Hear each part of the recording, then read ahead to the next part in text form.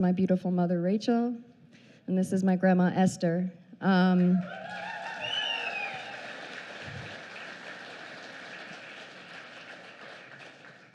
It's pretty cool to be the family member of a rock star.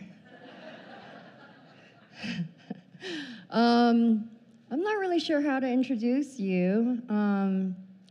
Here's the thing. Obviously, my grandmother has been my grandmother for my entire life. Unfortunately, I was checked out of that life for a couple, 2-3 decades. And when I came back to reality, I knew that a lot of things in my life had to change, and I knew that I needed something other than myself to get me through a life of recovery. And the first person that I wanted to talk to was my grandma, because I knew in all the times that she would talk about her story and talk about the things that she had to get through, of course, Grandma, how did you do it? And she always said, my faith. She said, God got me through it, and I needed to understand that a little better in the beginning of my recovery. So this is not about me, and everyone, this is the most beautiful woman in the whole wide world, my grandmother, Esther Basch.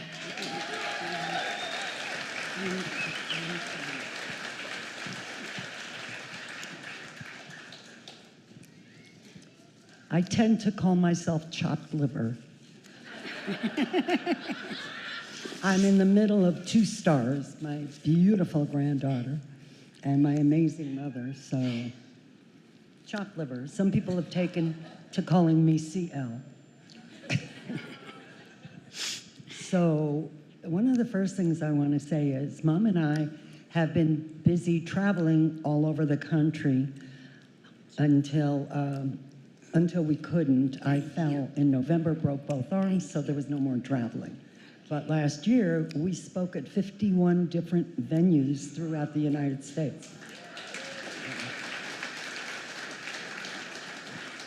And the biggest difference between this crowd and those crowds is they were strangers who became family, of course, but I'm starting out with family here.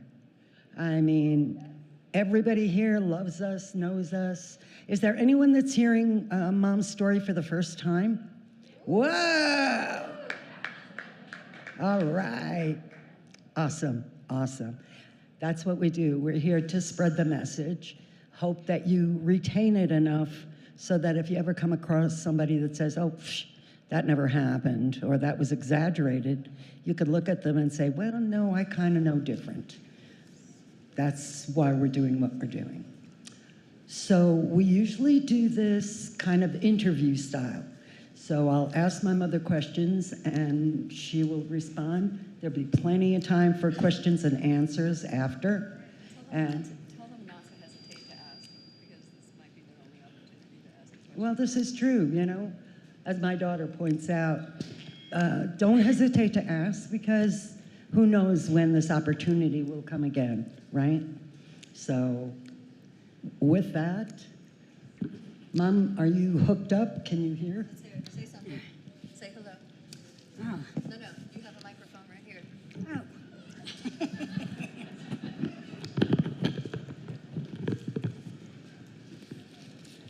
Sorry. Costume adjustment. This doesn't want to stay on. Okay? Yeah. Okay, hello everybody. I hope you can hear me, yes? And I hope you understand my accent, but I was once asked if my parents had an accent. I said no. I'm a little self-conscious about that. Yeah. So Mama, So, tell me a little bit about your childhood, about your parents. well, I had a wonderful childhood. You see, I was born in the Carpathian Mountains, where when my mom was born, it was Hungary. When I was born, it was Czechoslovakia. And then, in 1938, the Hungarians came back, and in 1942, the Nazis took over, and that was the end of the Jewish population. Anyways, So, Mom. be, Oh, so Mom, it seems to me, I might be wrong, but your first actual introduction to anti-Semitism was with Aunt Gizzy. Am when I the right? Nazis came in, Yeah, when the Nazis came in, what year? 1942. Right, but in 1938, you were visiting your Aunt Gizzy. Yes, yes.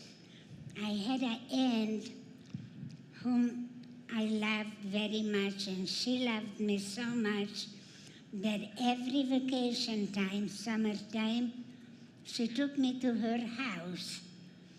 At that time, I had to be like 9, 10 years old, and I was at her house, sitting next to her on the couch, when these Nazi soldiers came in.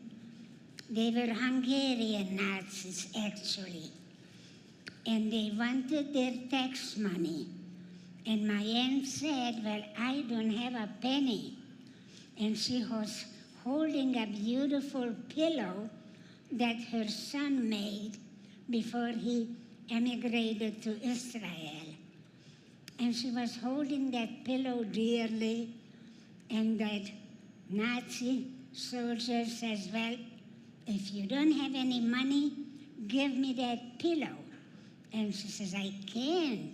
My son made that for me. And she was holding it strongly when the soldier took it away from her by force.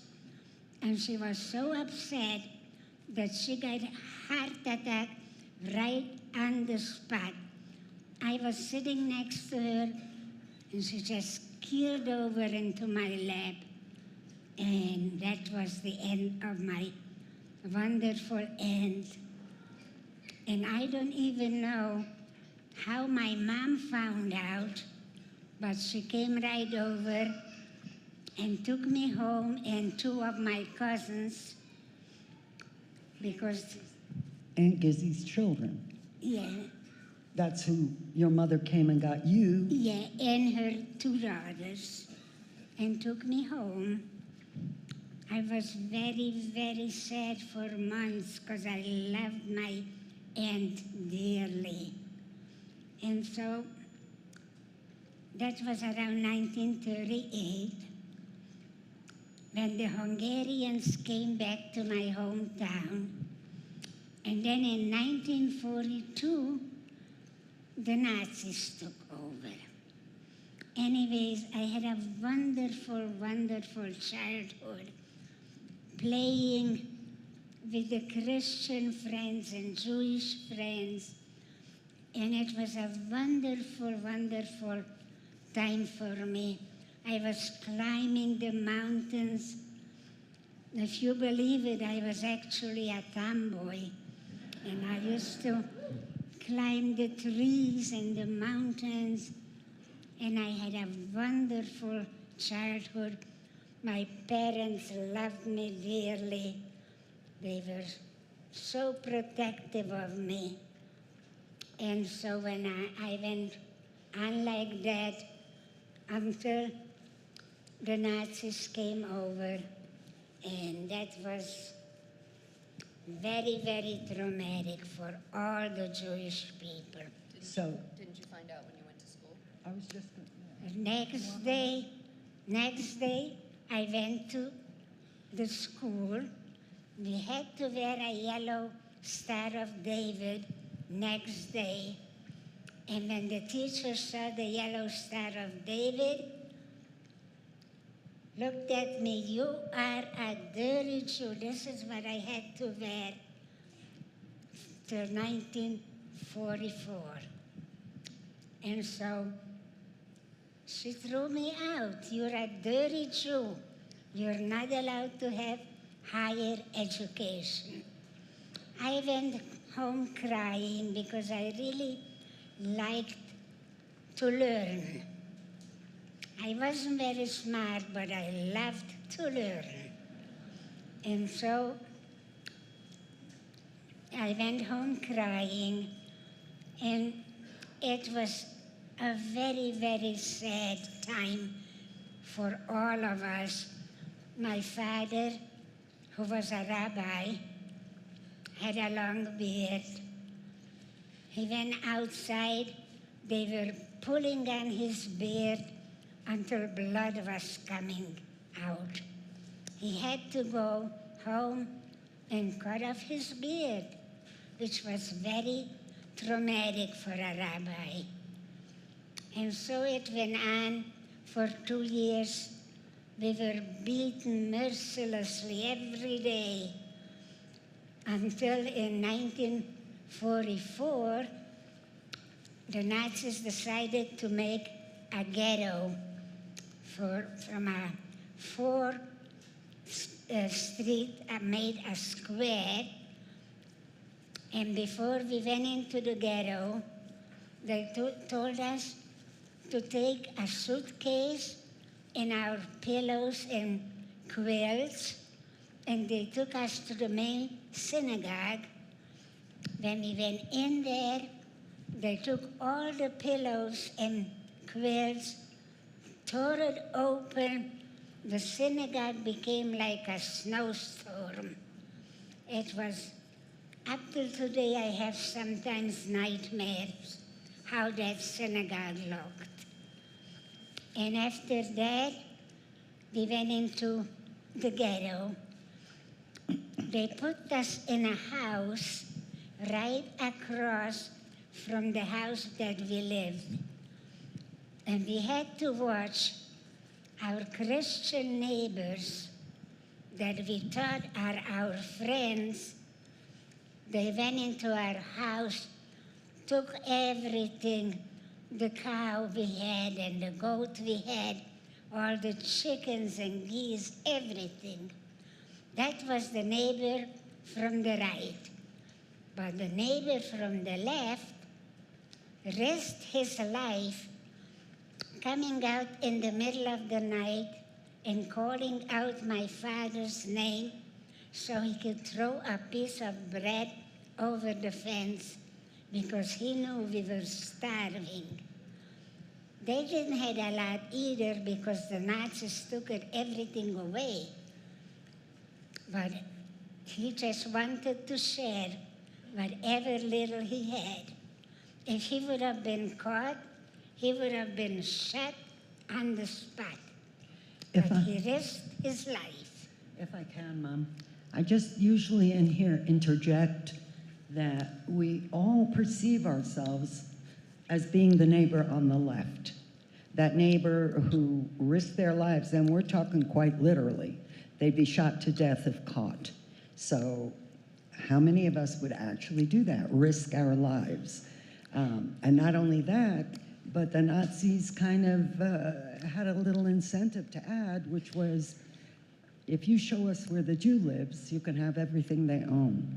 So it's a moral struggle. I would like to believe with all my heart that I would be that neighbor on the left.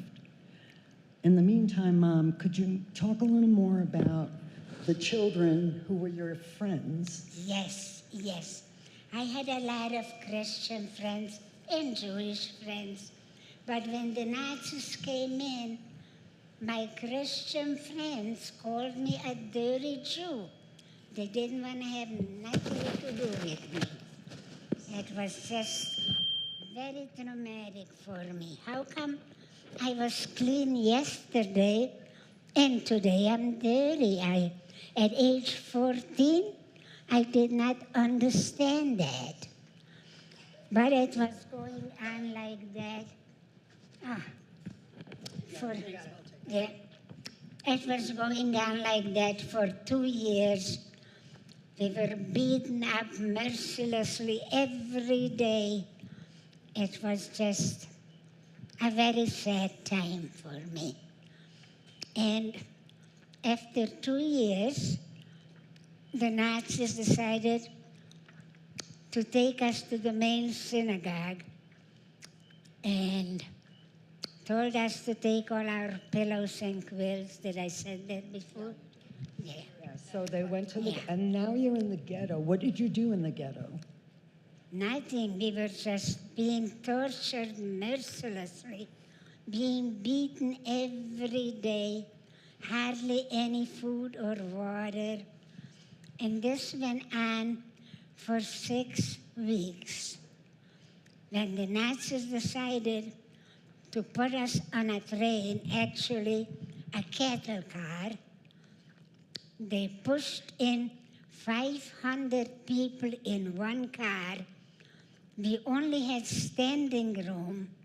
If somebody died on the road, we had to hold him up because there was nowhere for him to lay down. It was very, very sad, very traumatic for me. My mom was holding hands with me and crying because my 16th birthday was coming up, and she was hiding from the Nazis a couple of eggs a week so she could make me a birthday cake. It never happened. On my 16th birthday, May 28, 1944, is when I got off the train at Auschwitz. Right away, they threw my father to the right, which later finding out straight to the gas chambers. I was still holding hands strongly with my mom till a Nazi came, tore our hands apart by force, threw my mom to the right also, which later finding out straight to the gas chambers. And they put me into a barrack. And I was there for 3.5 months, being tortured every day, every day. I just want to add that you need to understand that my mother was 16 at that point, but she had been overprotected her entire life. Yes, all my She was, life. when she says she was naive, she really was naive. Yeah. In fact, tell them about that bread, the bread, when you were in Auschwitz. Yeah. That piece of bread that you gave Yes. And I was crying every day. I missed my mom terribly. And when a woman saw me crying, she says, why am I crying? And I told her I miss my mom. Next day, she comes to me, she says, you know, I know where your mom is. If you'll give me your piece of bread, I'm going to take it to her. I was so happy. I gave her my piece of bread like for 2 weeks, every day. I was starving because that's all they gave us. In the morning, a black coffee. In the daytime, a piece of bread, and that was it. But I didn't want to eat the bread if she could give it to my mom. After like 2 weeks, one of the capos noticed it and beat her up mercilessly and hollering at me, don't you know your mom is showing the gas chamber? That's where your mom is. I still didn't want to believe it though. And so I went in and never saw that woman again.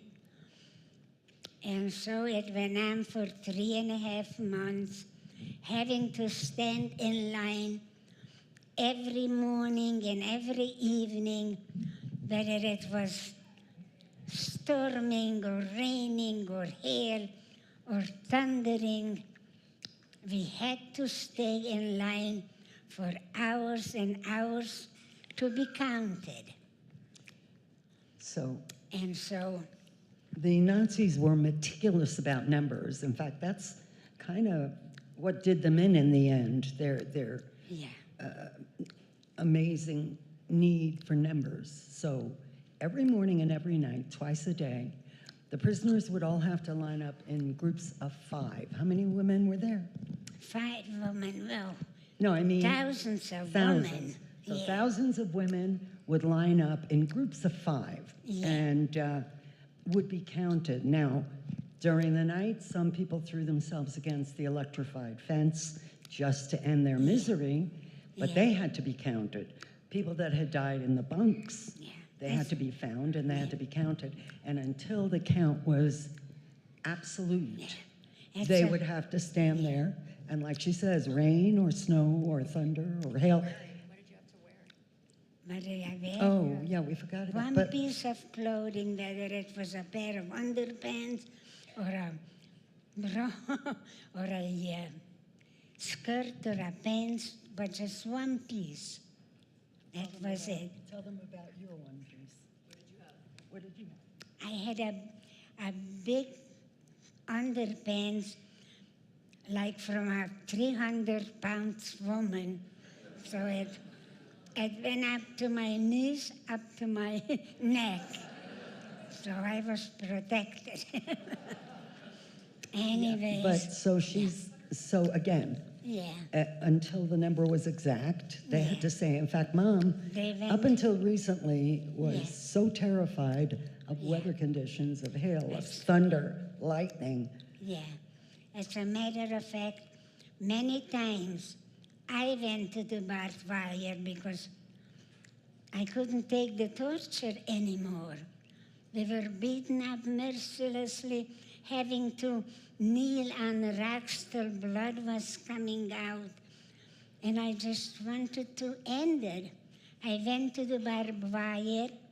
I couldn't touch it because in front of me came my parents' faces, and I couldn't touch it. What if they're alive and I'm not? I feel very, very strongly God put them there in front of me. You see? Tell them about the count. And one Yeah. day, Yes. One day, you see, we were standing 5 women in one row to be counted. I was standing in line with 4 sisters from my hometown. The youngest was my best friend. And so we were standing in line one day when Dr. Mengele, the angel of death, they called him, stood in front of my line, and he had this horrible silver cane that whomever he wanted to take out, whether to the gas chambers or for experiment, he was pointing it at us. And one day he's standing in line, and he's pointing that silver cane, which looked to me, he's pointing it at me. So I step out of the line. He's taking that horrible silver cane, pushes it into my belly button. So terrible that even today I have nightmares and my belly button is hurting terribly. And he pushed me back into the lane, and he took out my best friend and took her away. When we went into the barrack, the mean couple, she was also Jewish, but she was sometimes more mean than the Nazis. excuse me, Ma, so the Nazis weren't stupid. They would give extra stuff to some of the Jews to make them capos, and the meaner they were, the worse they were to the inmates, the more they were rewarded. So they knew a lot about psychology and how to work people. The crueler they were, the more bread they got, and that's what they wanted. So when we went back to the barrack, this mean couple calls out, "Is there anyone here that has family that was taken away?" And the 3 remaining sisters says, "Yes, our little sister was taken away."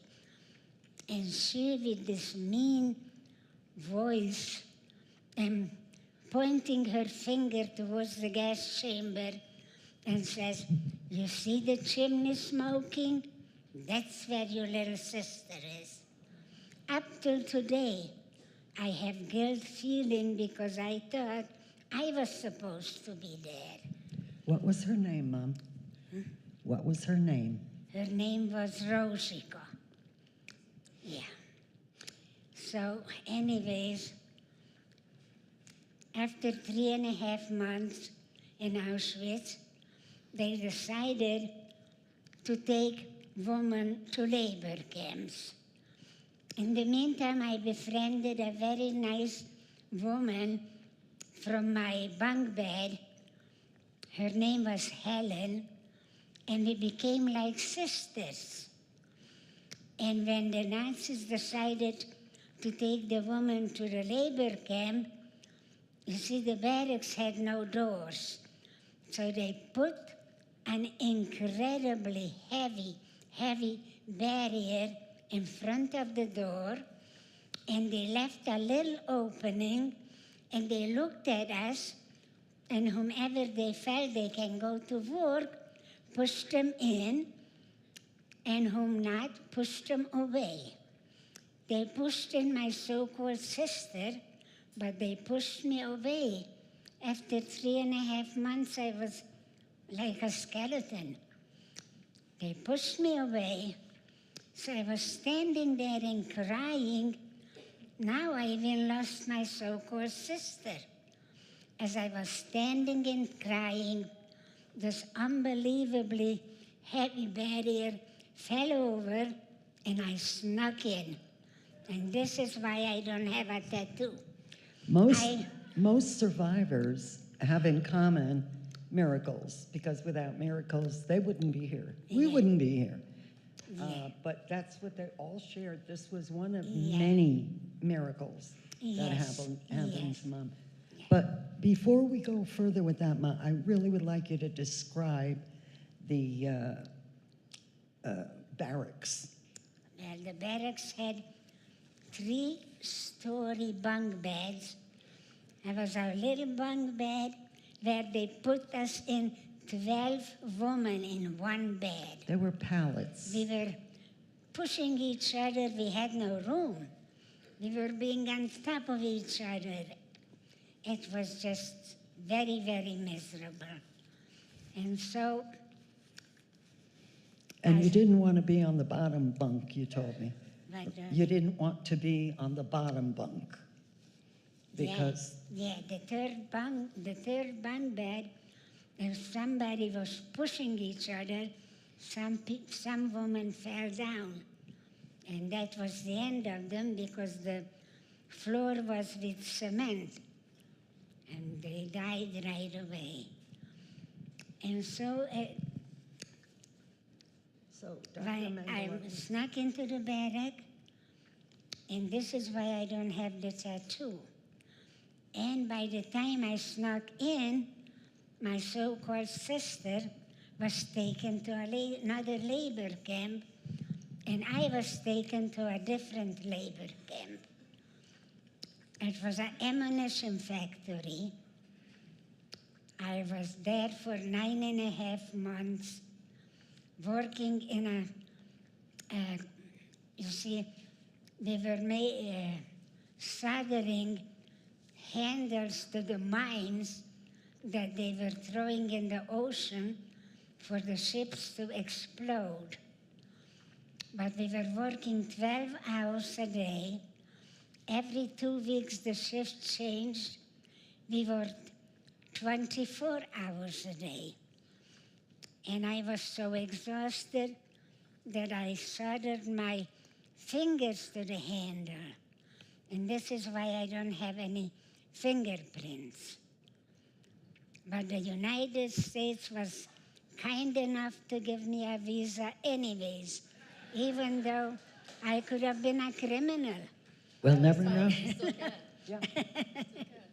Yes.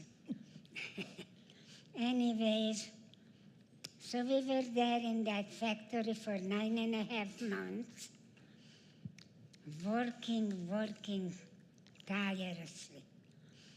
And, Were they feeding you any better there? well, a little better, not a whole lot better. They wanted to make sure we are able to work. So one day I'm standing in line for my food. They gave us this army bowl for, yeah. And as I'm standing in line, all of a sudden a woman stands in front of me, and I see her bowl is already dirty. So I tell her in Hungarian, Ilonka, I see that you ate already, and I didn't yet. And she says, yes, but I'm still hungry. And we were arguing back and forth in Hungarian, and a Nazi came. She did not understand what we were arguing about, but she decided to beat me up mercilessly, so bad that I could hardly crawl back into my bunk bed, and I couldn't get up next morning. But we had a good couple in the labor camp who saw that I can't get up. She went to work for me so that could be counted. They were still counting. And that's how she saved my life, because I couldn't get out of bed, and if they would have found me, they would have taken me back to Auschwitz, to the gas chambers. And so I was laying there for quite a few days until I was able to get up and go to work. What was her name? Branya. Branya. Branya. Mm-hmm. Yes. So anyways, that went on for 9.5 months until the American soldiers started to come forward. So they took us what they called a death march, because many of us died on the road. No food, no water, just walking and walking for days and days, until we wound up on another labor camp, and they locked us in there and disappeared. And this is where I found my so-called sister. We were very happy, of course, but we were locked in for 2 weeks, no food, no water, no nothing, until the American soldiers came, shut open the gate, and said, you are free. We did not, thank you. Of course, we did not understand a word. We huddled together again because there were uniforms again, and we were terrified until they found us a Jewish soldier that told us in Jewish, you are free, and go into town and take whatever you like.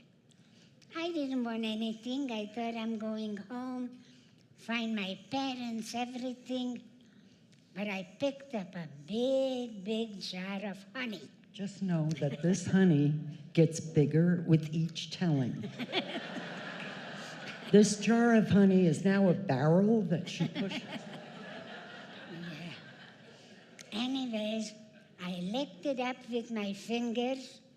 By the time I got back to the camp, I was deathly ill. The soldiers took me to the infirmary. I was in a coma for like 4 weeks. And they called me the honey girl because I got sick from the honey. I think I'm going to let Alana tell the honey story. Oh, you're talking about Max? Yeah. Okay. So you didn't know at the time, or did you, that they were calling you the honey girl? No, No. I was in a coma. I didn't know.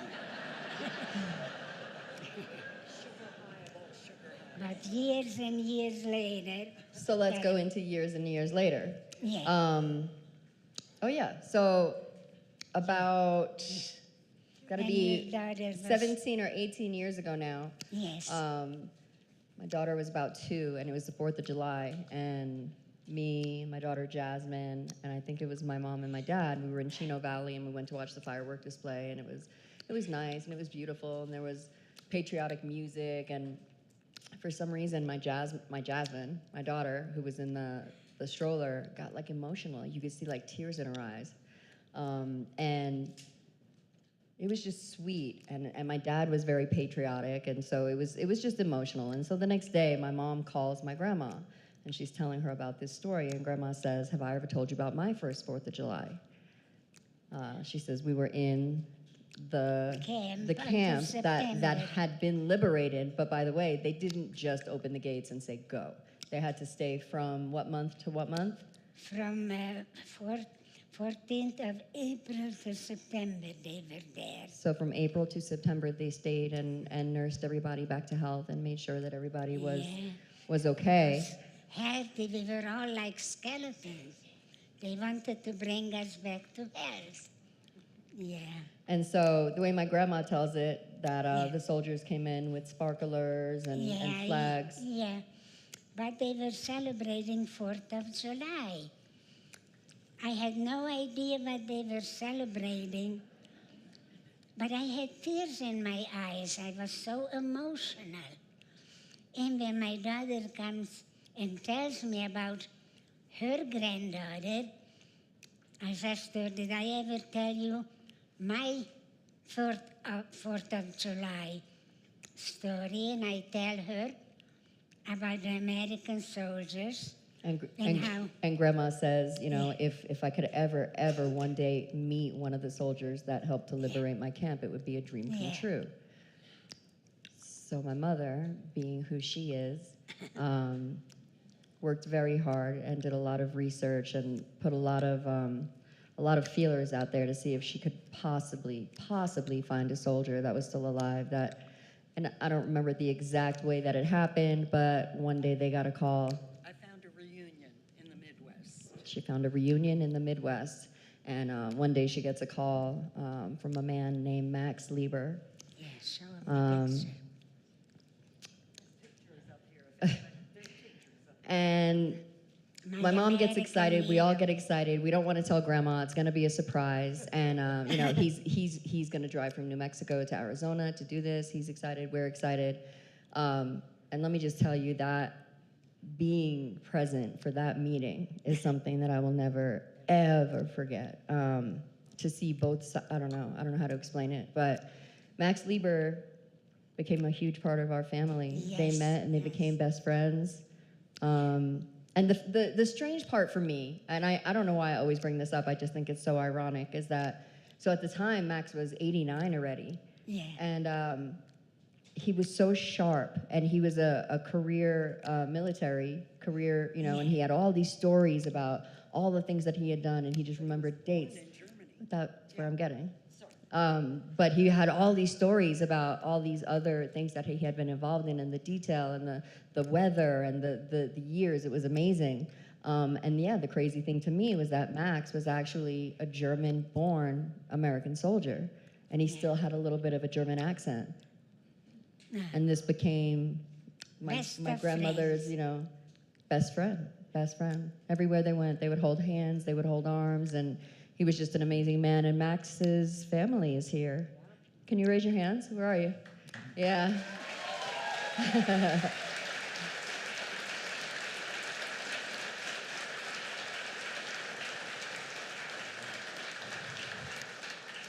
So I'm gonna let my grandma explain how this honey girl thing came out. My mom and my dad and my grandma went to New Mexico to visit Max the next time, and they were sitting in the living room talking, and they had neighbors Yeah, over. and Max looks at me and he says, Esther, do you like honey? I says, not anymore. And he says, I know why. You're the honey girl. And Can you imagine across the decades? He looks at her face and he sees the honey girl. 70 years later. Yeah. Yeah, and he was the one that shot open the gate. And said, "You are free." Yeah.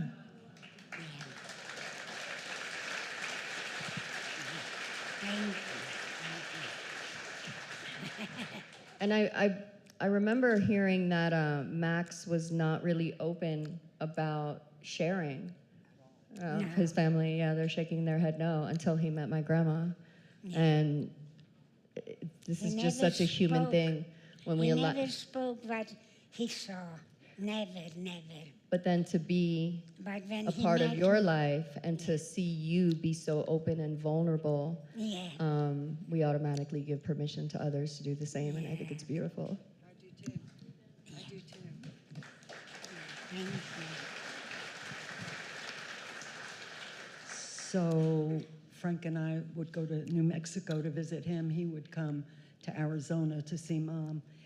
And it was just the cutest thing. First of all, not only did Max open up about his past, but he and Mom would go to church together on Sunday and tell her story. And then the senior citizen home, this guy was active. He called the other people the old people, even though he was the oldest.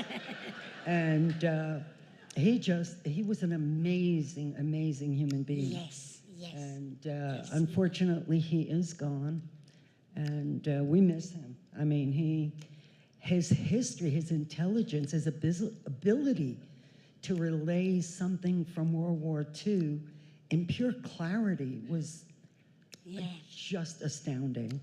So the day that I'm going to tell Mom, well, first of all, I was going to surprise Mom with Max. It was going to be a total surprise. 2 days before, my husband says to me, "You know, Rach, I'm wondering if surprising a woman of her age with 9 heart stents is one of the most brilliant things you can think of." Okay. Anybody that knows Mom knows she loves babies. Yes. I mean, she's a baby whisperer. So it's the day before Max is coming, and we're all on my mother's terrace. Jasmine was 2, and Jake was 3, my grandson, my granddaughter. And they're playing on the terrace, and there's a swing set. Mom's sitting on the swing set. And I said, "Mom, I have to tell you something." And she goes, "Oh, yeah, look how cute they are." And I'd say, "Yeah, no, Mom, I really do have to tell you something." And she'd say, "Okay," and would immediately become distracted at this 2- and 3-year-old playing there. And finally, I kind of yelled out, "Mom." She looks at me and she says, "What?" But her mind is still distracted because I say to her, "Remember that soldier that you wanted to meet?" And she goes, "Uh-huh." And I said, "Well, he's coming tomorrow." "Uh-huh. What?" First words out of her mouth was, "There's no food in the house." Well, I have to go shopping. And go ahead. Do you want to? Yeah. So the day Max comes, right? So I go pick him up at his motel. His daughter, Carol, had driven him from New Mexico. And I go to pick him up and bring him to the house. And we walk in. And Mom is in the kitchen, of course, because she lived in the kitchen. And I'm at the door. And right between them is my sister, Franny. Rest her soul. Beautiful, beautiful, talkative lady. Talkative? I used to say my sister was the only one I knew that could talk on the in-breath and the out-breath. I mean, that's quite a trick if you think about it. So Franny runs to the door. "Oh my God, Max, I can't believe you're here. I'm so excited, I can't." And wouldn't stop and wasn't picking up on the vibe in the room like, "Get out of the way." And so Mom and Max hugged, and the tears and the emotions, and it was one of the best days in my life. It, Most beautiful things I've ever witnessed. ever. It was something Yeah, Yeah. that the mind will always treasure. About what? Oh, yeah, we're going back there. This is just a fast forward to the Honey Girl story. There's more. Okay, so Mama, Yeah. let's talk about the war is over. The The war is over. Oh, you have your mic. I have mine. Right, darling. Talk about the war is over now. Okay. Yeah, the war is over. And you see, I was, in my birth certificate, I'm Czechoslovakian. And the Czech people took their Jewish people home first. So in September, they put us on a ship to go to Prague. From Prague, we took a train to go to Budapest, the capital of Hungary. And from there, I had to take another train to go to my hometown. When I get off the train, the only cousin of a family of 35 people, the only cousin survived and I survived. And as I get off the train, my cousin greets me, and he was very happy, but he says, Esther, no use for you to go home. Nobody survives. The Russians even took over your house. So you have nowhere to go, but we have an uncle in Israel, was Palestine then, and I have a good friend that is taking orphans towards Palestine. I'll introduce you to him. He'll take you to Palestine, help you find our uncle, and he'll take care of you. I was a 17-year-old, very, very naive girl. I said, okay. He took me to his friend. He introduced me to him. And he asked me right away where I'm from. That was the tradition in those days. And I tell him the name of my town. And he says, oh, I had a great uncle there. And I says, who was your great uncle? And when he tells me his name, I fell in love with him right then and there. Because if my parents would know whom I befriended, he was the saintest rabbi in town. Before the Nazis, even the Christian people admired him, And anyways, we became very good friends. Before you knew, we both fell in love. And we were traveling for days and months till we wound up in a displaced persons camp. In the meantime, he took 60 orphans upon himself to take to Palestine. But in the meantime, he left them wherever he found a good place for them. Mm-hmm. But So the family joke is he couldn't find her a home, so he married her. yeah. So anyways, we were traveling till we wound up in a displaced persons camp where the United Nations took care of us. And the American soldiers were there too. And so anyways, we realized that it's going to take a long time till we get to Palestine.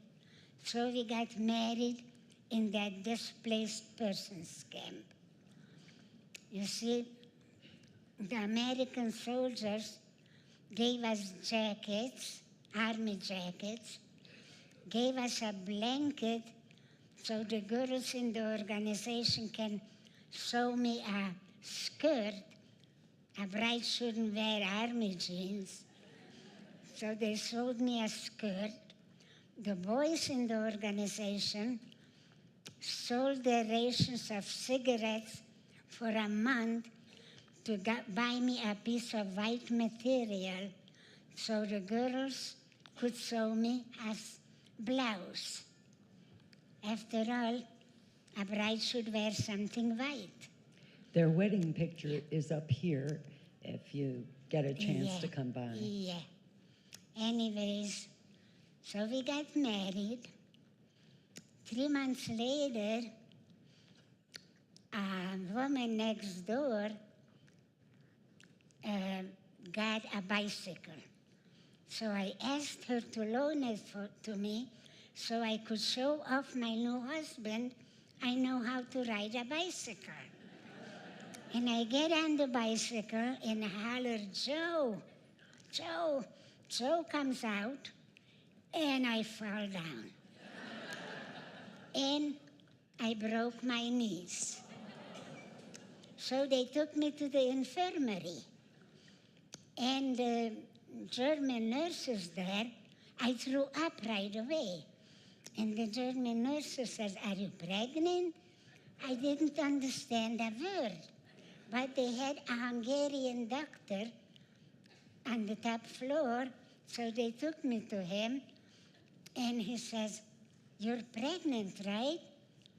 I says, why would I be pregnant? He looks at my finger. The United Nations gave us a thin wedding band. And he says, you're married, right? I says, yes, so. He says, so that's why you're pregnant. And he says, what do you think you were doing? I says, I thought I was having fun. I had no idea what I was doing. That's real, like, That's- What? Yeah. When she says she was naive, she really was. I mean, she was Very she was nice. married. She was 17. Yeah. because you always say how, like, your mom is supposed to sit you down Yeah, before her- your wedding. Right, Yeah, wait. yeah, you see, in Europe, you didn't know the facts of life until the day you're married. Your mom takes you to her bedroom and tells you the facts of life. But of course, I had no mom then anymore. So I didn't know anything about the facts of life. Yeah, today the kids learn as soon as they learn the language. Just watch TV. Yeah, I was so naive. It's a matter of fact, I was still naive after I had 3 children in Canada. And when I had the 3 children, I also had a Hungarian doctor. And I says to him, listen, we cannot afford any more children.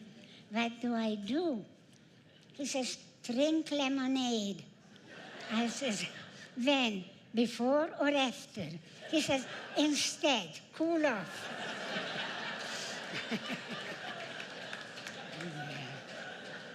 So anyways, I guess after 9 years, I forgot to drink the lemonade and my 4th baby was born. Yeah. Okay, so now you and Daddy are traveling, and Yeah. you're going towards Israel. Yeah. They've just come out of the displaced persons camp, Yeah. where she's discovered that she's pregnant and how she got there.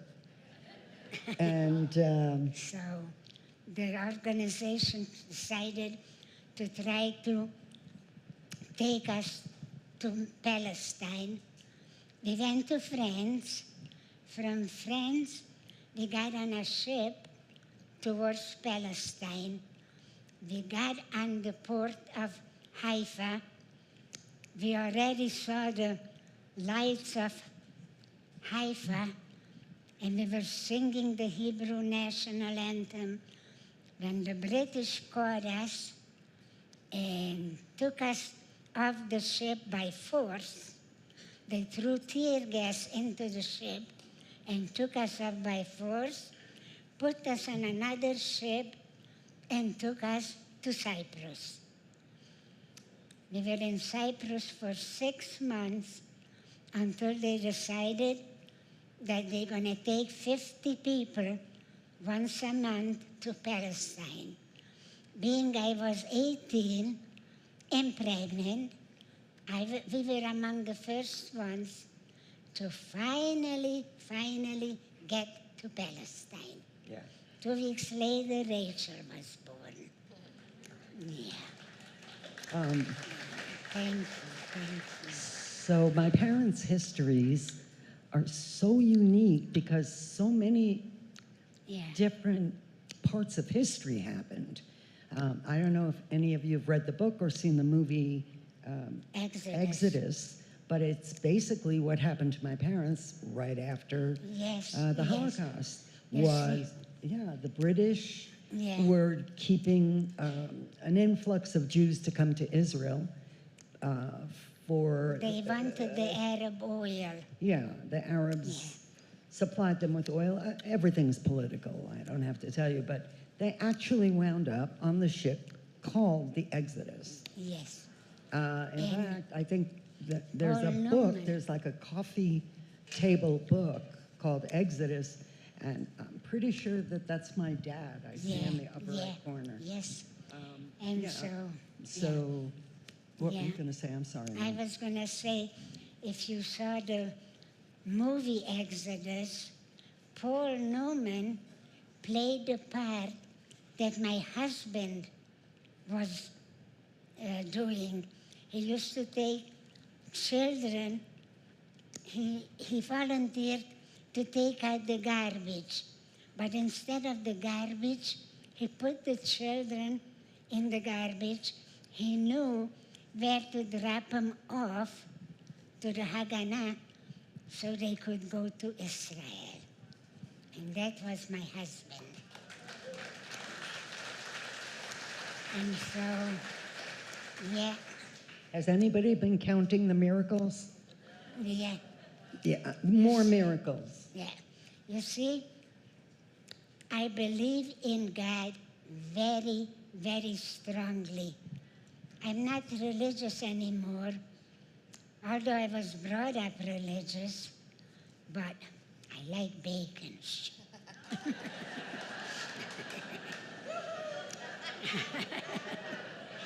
Anyways, She's so bad. I can't control her. you see, I believe very strongly in God. I believe very strongly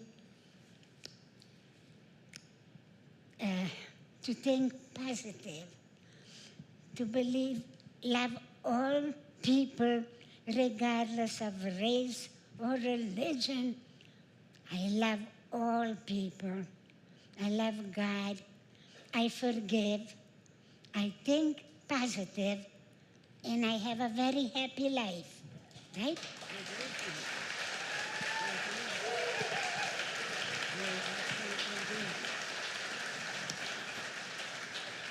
So there's still more to the story. But we emigrated to Canada. I was 6 when we left Israel, and we went to Canada. And unfortunately, you know, kids learn what they are taught. I look at children as a blank slate, and you write upon that slate your opinions, the jokes that they shouldn't be hearing, the good, the bad, and the ugly, right? So unfortunately, at the school we went to, we were very poor, and the school I went to, I was the only Jew in the entire school. And these kids had been taught that I killed Jesus. Yeah. So they used to wait after school to beat me. But the thing is, I never told my parents because even though I was 6, I sensed that the fact that they would wake up nights just screaming in terror had something to do with the fact that they were Jewish. So my 6-year-old mind turned things around to where I thought, well, maybe I deserve this. Maybe there is something really, really wrong with being Jewish. And this is my punishment, and they had their punishments, which was obvious. If somebody knocked on the door and they were not expected, Yeah. you could see terror For running years. across both their faces. Yeah. So that's how I lived. And my parents didn't know for 40 or 50 years what had happened to me when I was 6, because I couldn't bear to add to whatever was wrong with them, if that makes sense. And so we lived in Canada for 6 years, and then we finally got to the United States, which Yeah. I gotta tell you guys, if you've never been anywhere but the United States, you have no idea of what a wonderful, wonderful country.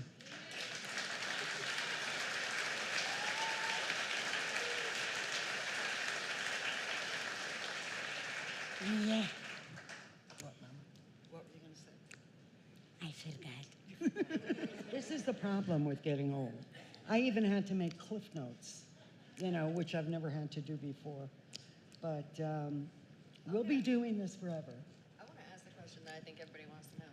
Oh, I'm afraid to ask. I want to ask the question I think everybody wants to know, or probably the biggest thing that people wonder, is what does forgiveness mean to you? I'm sorry. What does forgiveness mean to you, and how are you able to forgive? I didn't understand, darling. What does forgiveness mean? Well, it means, how are you able to forgive? well, because if I hold a grudge, I only hurt myself. You see, when Steven Spielberg made that movie Schindler's List, he took all the proceeds from that movie, sent out people from Hollywood to Holocaust survivors who wants to make a tape of their life story. And my husband and I made a tape, which is in the Washington Museum. And when the woman finished my story, she says, Esther, how do you feel about the Germans today? I says, well, I cannot forget the horror they put me through, but I can forgive. Because if I don't forgive, if I hold a grudge, I only hurt myself. Yeah. Thank you. This woman from Hollywood hugged me, telling me I was the first Holocaust survivor to answer her question the way I did. But I believe it. I believe in being good. If you can't do anything good, don't do anything bad. Think positive, and you'll have a happy life.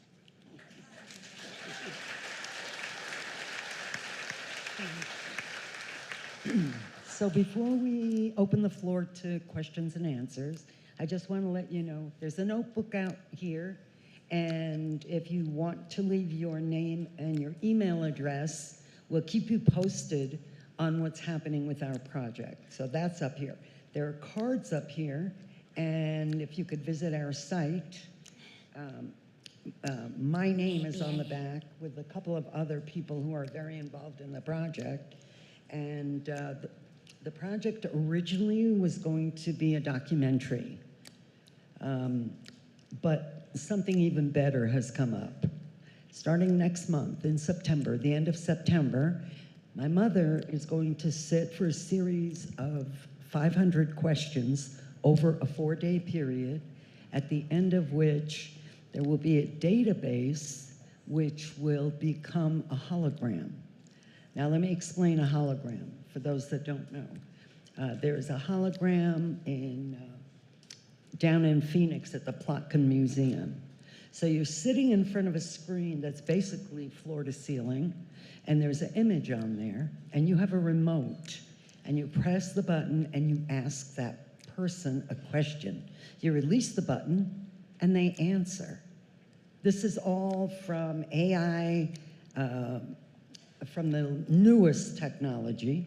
Mom will live forever. She'll be here after the dinosaurs come back. Can I just, And this technology means that our dream of education will come true. This technology will be shown in schools. It'll be at museums. I'm not sure yet exactly which ones, but imagine being able to ask a Holocaust survivor anything. yeah, Tell her story first, right? It's like a whole thing about her story, and then there's opening for yeah.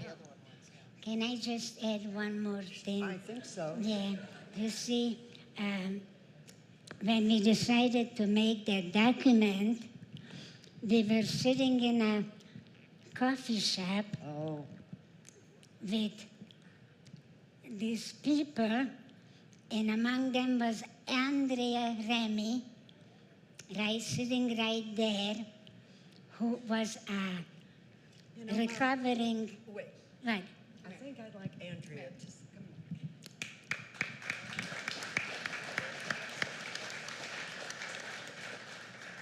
You got a story to tell, girl. I do have a story to tell. My story is about how this little lady is the epitome of forgiveness and love.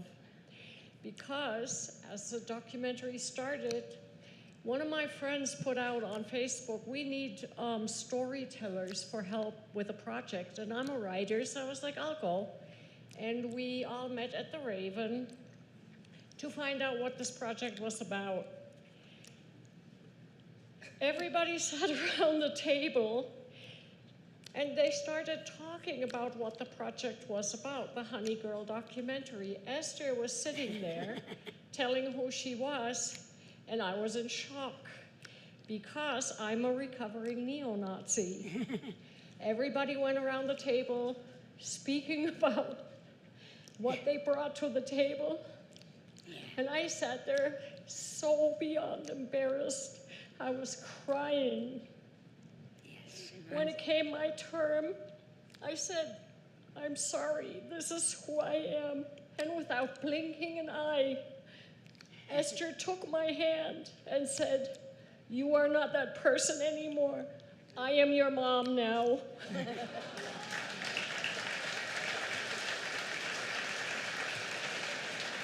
Don't cry. This little lady has since been a constant part of my life. She's my mom.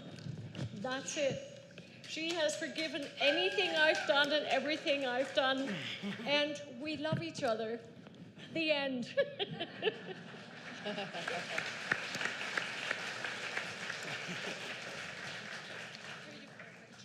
Lori was there.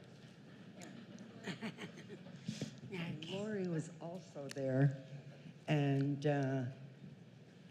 our mouths just fell open when Andrea talked about who she was. The minute she opened her mouth, I realized that she had somewhat of an accent.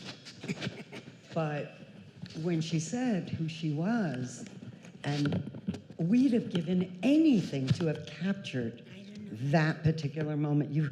There's no way to adequately describe it. We're sitting across from an admitted neo-Nazi. If you can forgive, there are no words. There are just no words. So, how's about questions and answers?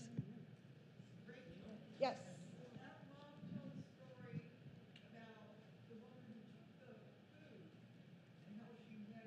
Oh, well, here we go again with miracles. So one day, small world, two particular small world stories, right? One, as Chrissy just brought up, was we were in Canada. We were living in Canada, and there were three of us kids by then. So I guess I'm holding her hand, and the other two are in a carriage. And off in a distance, Mom sees this figure and recognizes her, and the figure looks at Mom and turns around to begin running away. And Mom is like, Ilonka, where are you going? It was the woman who caused her the beating that almost killed her. And Ilonka says, what? You don't want to hit me? And Mom said, basically, what are you talking about? You were hungry. I was hungry. We both have stomachfuls. There's no They need for became the anger. best of friends. And they became the best of friends. Yes. That's one. Then in New York, the bakery one, in New York, my parents are walking down the street and a new bakery had just opened, and they decided they would buy a cookie or something sweet. And they Whatever walk they in, can afford. and they walk in, and Dad yells out, Branya.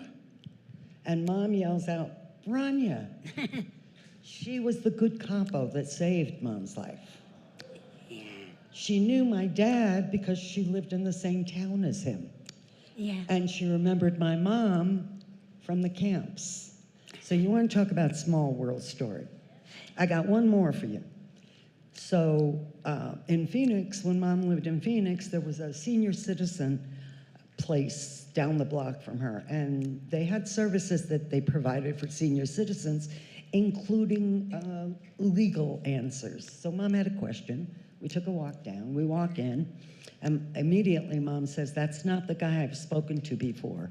I said, all right. And we walk in. The guy introduces himself. He did not have 3 words out of his mouth before I said, excuse me, where are you from? And Mom is giving me these dirty looks like, that's awfully rude. And he responds with, oh, you will never have heard of this place. It's a very small town in the Carpathian Mountains. It was the only person she has ever met in her entire life who came from her village. Yeah. His family owned the local grocery stores. Basically, all they sold was coffee and sugar. But so his family owned the grocery store, and Mom's uncle was the village dentist and had treated Henry. And we've all become also like family. I mean, everybody we meet really just adds to our gratitude, our love. Yeah. And seriously, questions? Wow. I guess we told you everything there is to tell. Yes, yes. Thank you. Thank you. My question is, how did you deal with the smells in the camp? What? What is it? The smells. How did you deal with the smell? How did I deal with With the what? smell. Smell in the camps. I wasn't concentrating on smell. I was concentrating how hungry I am. Never mind the smell. But you'll never forget it, probably. No, no. Yes, someone over here. Thank you. Thank the whole family. I know how difficult it is being Holocaust survivors as well as children of survivors. I want to thank you for your story as well. Wonderful. So my question to all of you is, how do we not have this happen again?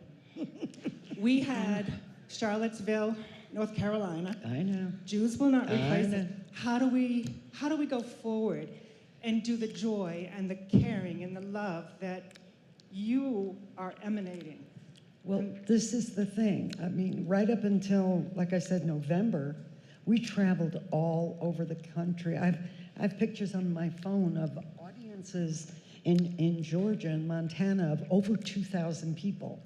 And after the Q&A, the line forms to hug Mom is unbelievable. But person by person, honey, person by individual person. You hear somebody make an anti-Semitic comment, you hear someone make an anti-African American comment.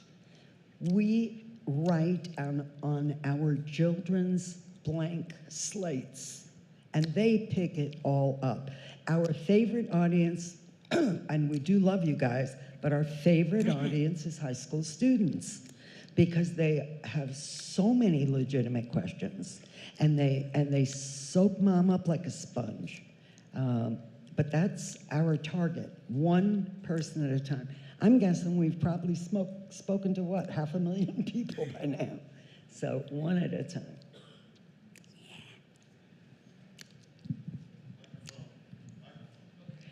Just a quick aside for me, it has become a very personal thing as well. I am now volunteering to speak to teens about bullying because my past is bullying.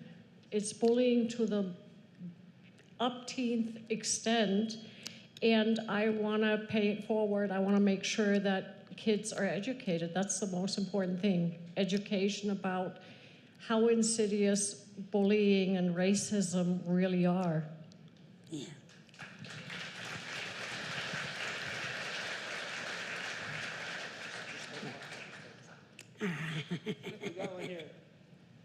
I have a question.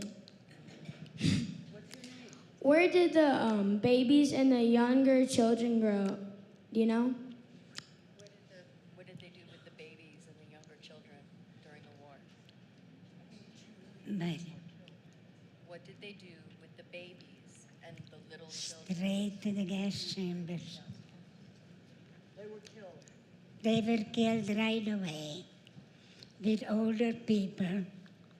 Wait, let me Just so you know, statistically, Hitler was bound and determined to completely eradicate Jews. He succeeded in killing 80% of European Jews. And the other 20% got away by miracles. Yeah. So, Any more questions?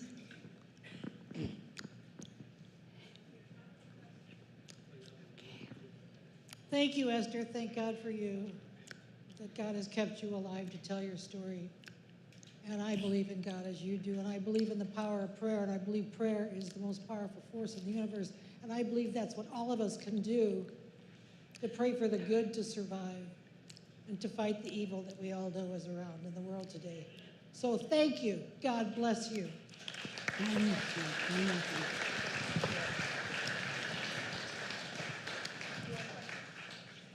Hello, I'm over here. Hi, Esther, I'm over here. Hi, this is Mima. Hello. Mima. Mima. Is Yeah. that Mima? That's Mima right here. I just have a question for you. Right? That now then I hear your story, and knowing you personally, not too long, but enough, then I have heard stories from you. But I haven't, and I have seen you doing so many amazing things. I'm getting emotional. I want to know, when you were there in the worst part of your life, what was your desire to be when you were out of there? What did you like? Do you have like a dreams like, I want to be a dancer, I want to be a musician? What did you want to be when you were out there? I, You want to be a seamstress? I remember from one story. oh, yeah. They can't hear me. You tell them. Well, when they threw me out of school, I wanted to do something, so I went to a seamstress and tried to learn how to sew. But it really didn't, it didn't appeal to me, so I really didn't learn much. Oh, all right. But I know you love music, But and I love you to dance. Love you, Esther. what is it? She loves you. I love you. Hello. Hi, Esther. I've heard your story before at Chabad. You probably don't remember me, but I'm really grateful to be here again to hear you. And my question has to do with forgiveness. I am not just American, I'm also Israeli. And And we just had another Holocaust almost a year ago. And I personally, and I think most Israelis will never, ever forgive. I know I won't, and I can't, and I don't think they deserve forgiveness, no matter how much it would help me.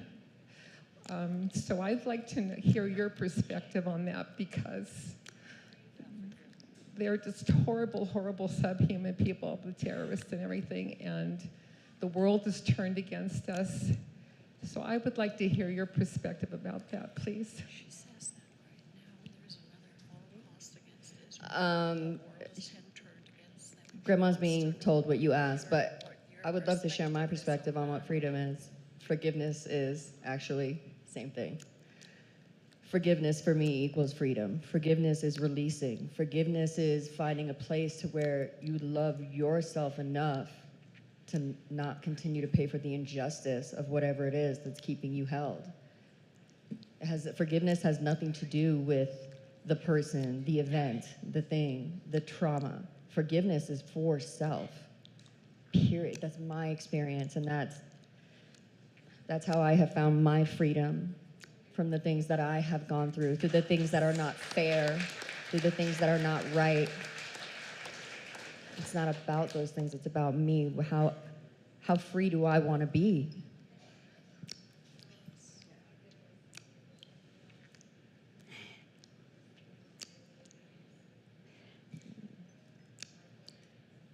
Me too.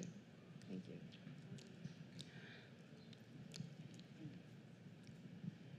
Okay, I understand totally, and I'm Israeli, so I'm a sabra, and I get it. You know, it's, you kill one of mine, I'm gonna kill 100 of yours. I have that, I get it. However, regarding forgiveness, okay, so imagine you have a big piece of luggage, right? And in that piece of luggage, you throw your anger, your resentment, you throw all the largest boulders that keep you from having a good life, right? And you take that luggage and you go and you put it in a closet, close the door, and let it go, because only then can you even be proactive.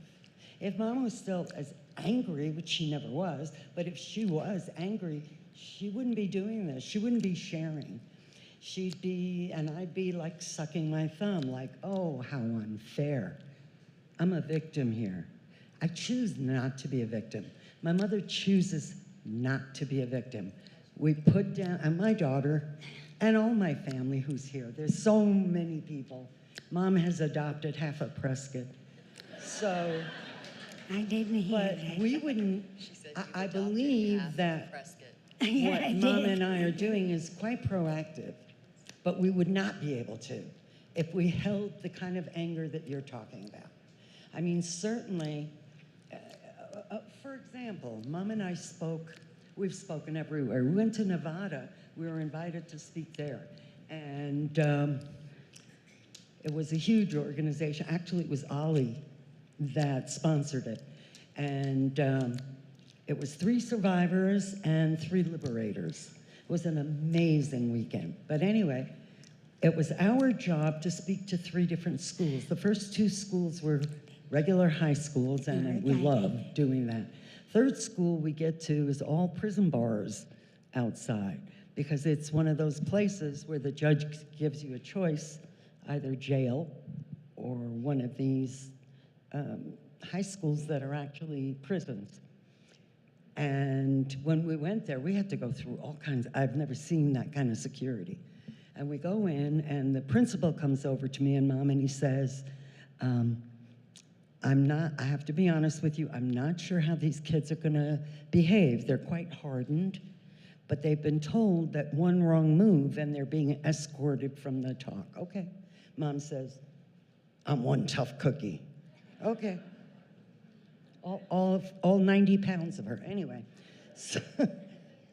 so we go in and we speak, and these kids just lost it. They fell head over heels in love with my mother. They had questions.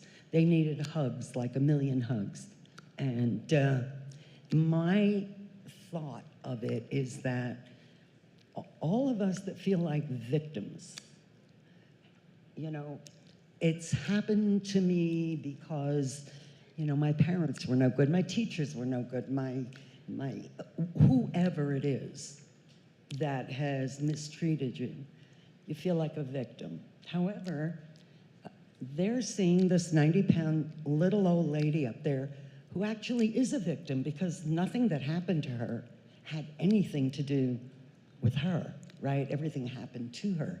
So they're seeing a real victim, and they're processing that what they've gone through is nothing compared. So that's why they fall in love with her. But being a victim is more drawbacks than benefits. That's all I can say. Thank you, thank you. Right. Right. What? So there was a question earlier about how, and love is the answer, and prayer changes everything.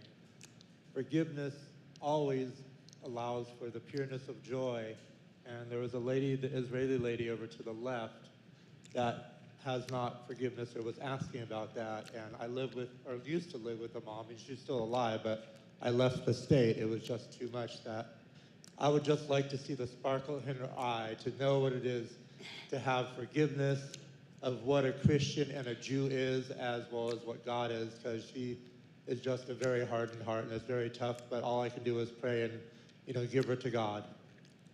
That's an answer.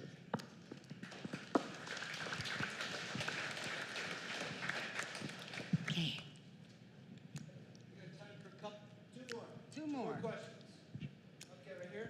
There's one here. Yes. Esther, Yes. God bless you. God bless your entire family.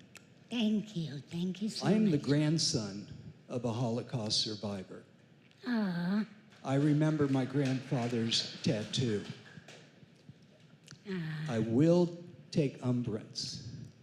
I can forgive those that did it, but we must never forget that it was done.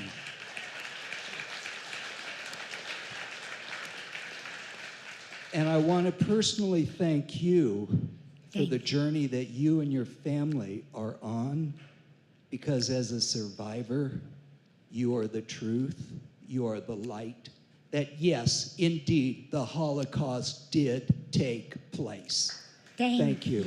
Thank you. Yes. Last one here.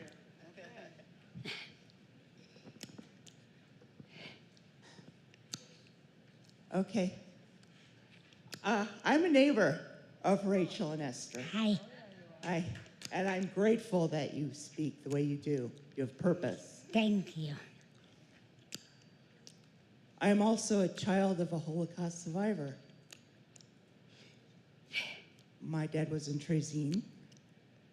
My mom's family came over during the Cossack invasions. Her mother came over and could not go back because the village was destroyed. At 5 years old, I too had a little 5-year-old boy running after me with a rock, screaming, "You killed Jesus." But you know, this isn't about political party, religion. This is a spiritual war. There is evil. There is evil. But the only way you can really find peace is on a spiritual level through your heart. And I went into the Air Force. I wanted to be an Air Force, I wanted to be a flight nurse, an Air Force nurse, because what my father gave me was the Constitution, which no other country has, which is based on biblical values. Leviticus, it's right there. This is what our country is based on. And I felt it was worth my time and energy, and I would put my life on the line to serve this country.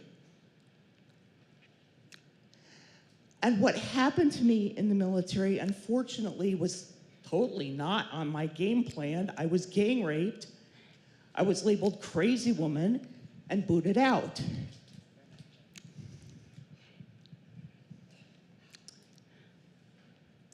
But you know, there was even purpose for that. And I really didn't connect the dots too much later because Isaiah 53 convinced me. And then I started studying scripture. The way we're going to have peace in the Middle East is through the Messiah, Yeshua HaMashiach. And every Christian here knows him by Jesus Christ, although the letter J does not exist in Hebrew. It's Yeshua HaMashiach. And that's what gave me peace, and I'm still in the process. I can't say I've completely forgiven or I don't have anger, but I'm in the process of healing, and that's why I came to Prescott to heal. Medically retired from the VA in West Los Angeles, and I'm grateful to be here. Thank you. So just one more reminder, there are business cards up here. There's a place you can put your name and email. There's pictures of Max and my parents' wedding pictures. And thank you for your interest. Say it again. Feel free to come give Grandma a hug and get some of that love in you.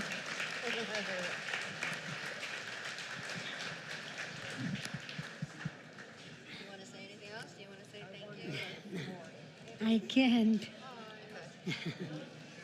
Okay then.